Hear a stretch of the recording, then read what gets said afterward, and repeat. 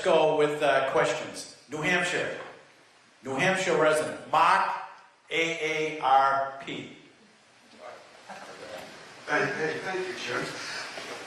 Welcome back. Thank you, sir. I really appreciate you spending so much time in New Hampshire. Thank you.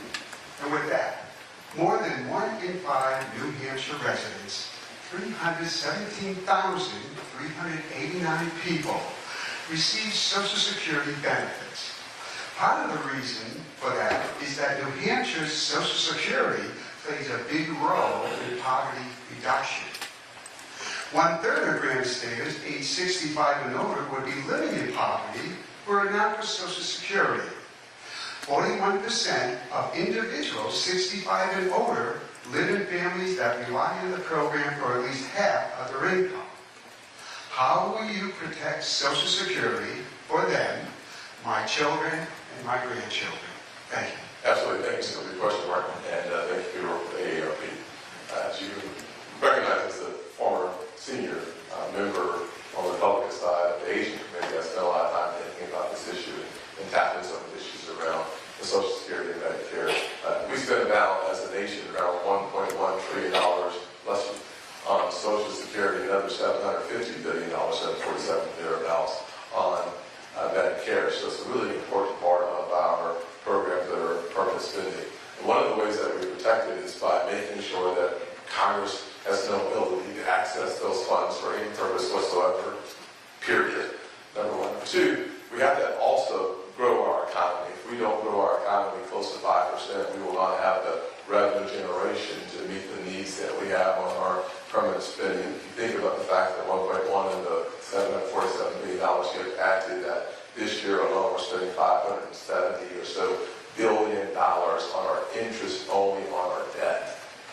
$33 trillion, and we're not even at a normalized interest rate environment, which would take that payment to $1.5 trillion if we were to take the 11 rate increases and embed that within our payment structure.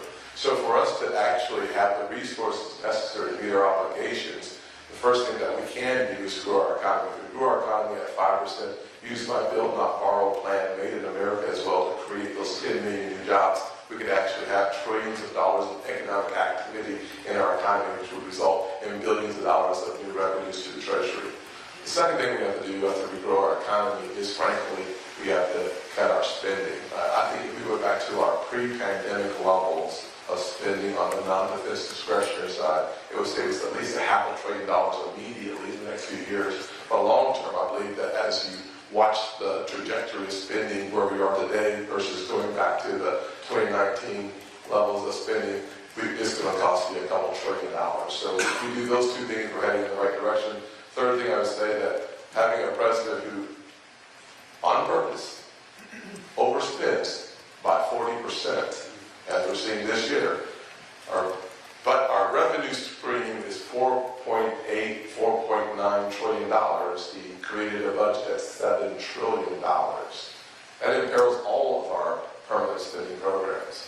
And so if we were to cut spending back to pre-pandemic levels and then finally work on having zero deficit on an annual basis, we could start working on eliminating that national debt. To get there, we have to both grow our economy and start going back to our pre-pandemic levels of spending on the non-defense discretionary side.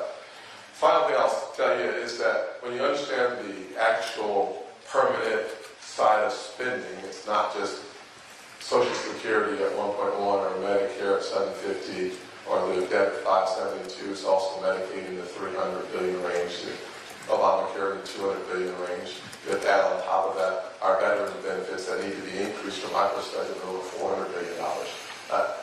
We made a promise to our veterans, and